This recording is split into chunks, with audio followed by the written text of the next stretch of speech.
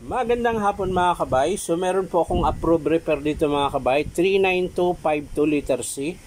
Bali ang papalitan niyan mga kabay, ito carbon brush, connecting rod, ilang o-ring to? 1, 2, 3, 4, tsaka 4 na o-ring mga kabay, ayan.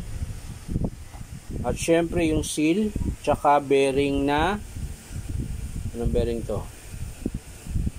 6001 na bearing mga kabay, ayan. So dito po natin ikakabit mga kabay. So tara mga kabay, samahan nyo po ako. So ayan mga kabay, kalas ko na yung handle. Kakalasin ko na rin po yung armature. Ayan. So ayan mga kabay, oh, laka ng palag. So dyan natin ikakabit yung carbon mga kabay. Ay bearing pala. Ayan. Nandito na ako sa sobrang init mga kabay. Hindi ko maintindihan kung ano nangyari sa mundo. Ang init! So yan mga kabay, kalas-kalas ko na po.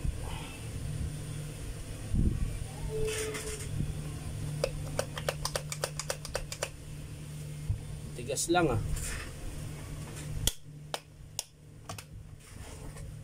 Yun. Nadali na. Nadali na mga kabay.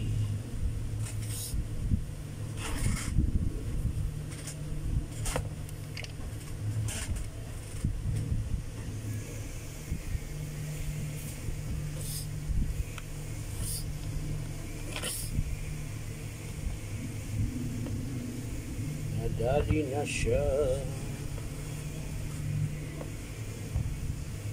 Kailangan lang natin ng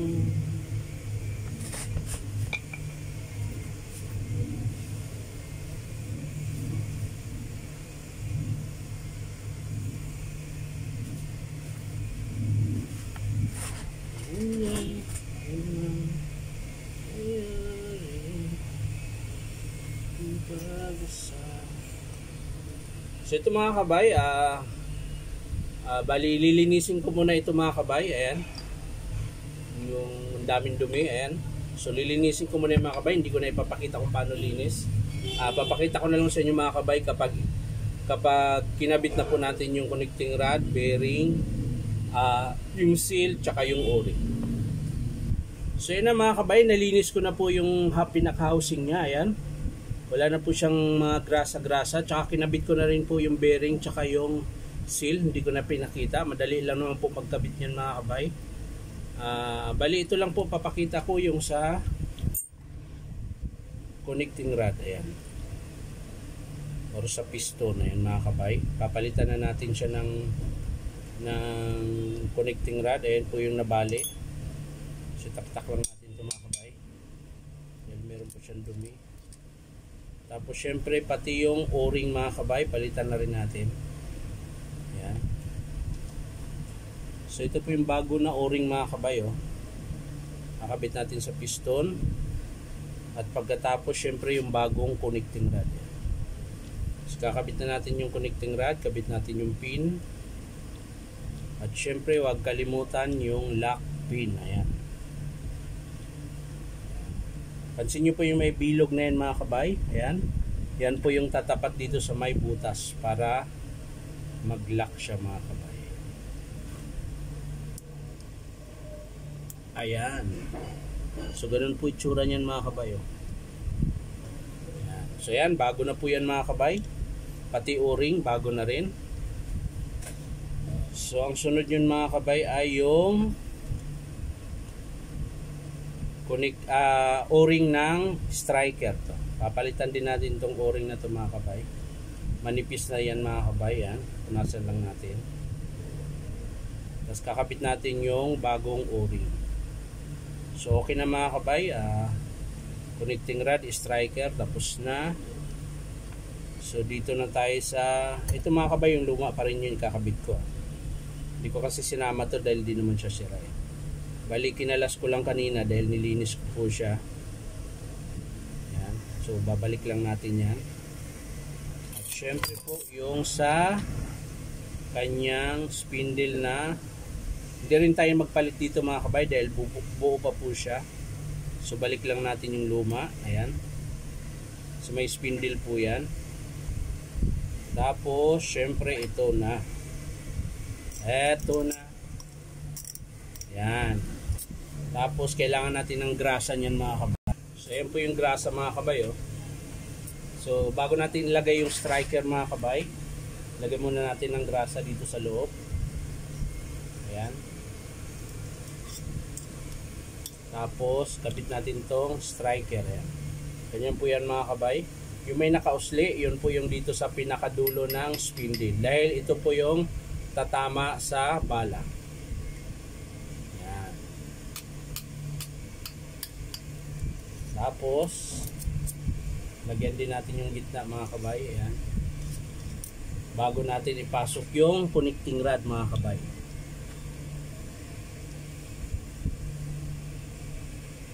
Ayan. So yan na po yung forma niyan mga kabay oh. So okay na siya. Balik natin tong spring. Ayan. Yung spring. Tapos kakabit na siya natin dito sa gear case niya mga kabay. Ayan.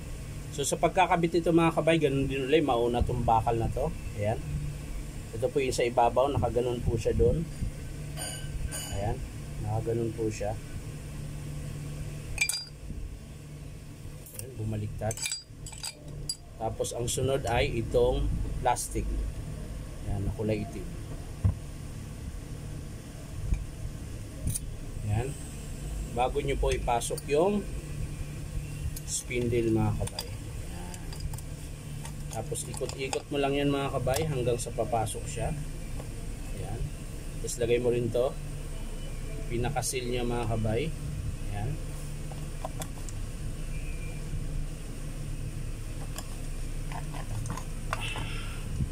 Magaya po mga kabay, paluin nyo ng rubber mallet.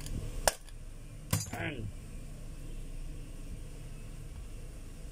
Pag ayaw pa rin, awan ko. Ano na mangyayari kapag ayaw pa rin pumasok mga kabay? So yun na mga kabay. So pumasok na siya mga kabay. Lagay na natin yung circular. Ayan. So lagay yung pampiga.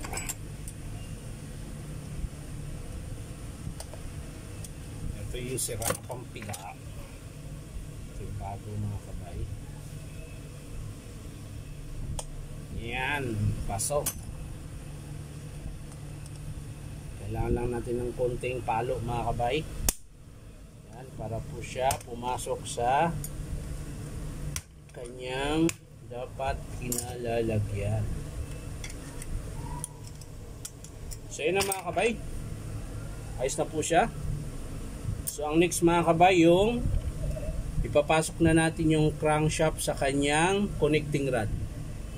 Ayan. Pansinin nyo pa yan. Ayan.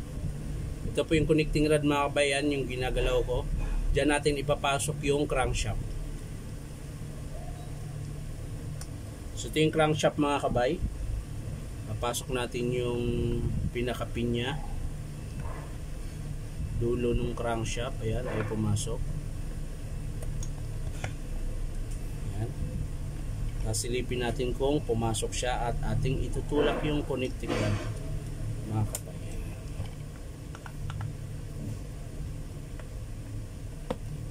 Ayaw palo. Plastic talaga naman. So yan mga kabay, nakabit na natin. So ang next mga kabay, ito yan. Pero bago yan mga kabay, syempre lalagyan muna natin ng grasa. Yan. Importante po iyang grasa na iyan. Yan. Bago natin ilagay yung armature. Yan. Baliktad mga kabay. Yan. So pag nalagay na yung mga kabay, kailangan na natin i-screw. Ayan. I-screw na natin mga kabay. para hindi na tayo malitaw. Yan. Ayan mga kabay, nakabit ko na po yung pinaka excuse me po, pinaka housing niya po, pati yung sa sleeve niya. Ayan, nakabit ko na po. So ang last natin kakabit mga kabay ay yung kanyang handle switch. So ayan mga kabay, kakabit na po natin yung handle switch niya. Ayan, syempre unahin natin yung screw. Ayan, kabilaan yan mga kabay, malaking screw. Ayan. So ito talaga mga kabay, matagal po mag-repair nitong pag mga ganitong 5 kilos. Ayan. So abutin ka talaga ng ano rito, dahil maglilinis ka pa, kailangan mo pang linisin maigi bago mo ikabit yung mga piyesa mga kabay. Kailangan mo munang linisin siyang maigi. So yan mga kabay, bago natin sara, paandarin muna natin.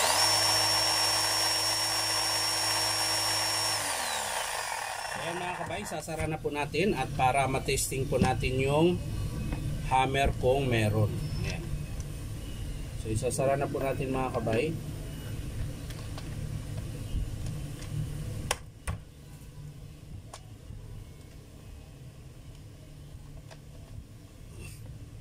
So ayan ba, tapos na po mga kabay. So ititesting po natin yung shipping niya kung malakas.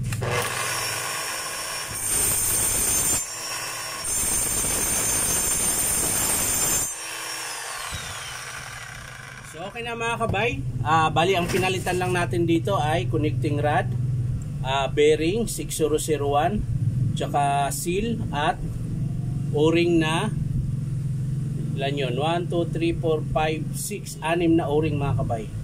So yan lang po mga kabay, maraming salamat sa panonood at palike and share na rin po, at syempre po subscribe nyo po ito akong YouTube account na Inuntabay. So maraming salamat mga kabay, bye bye.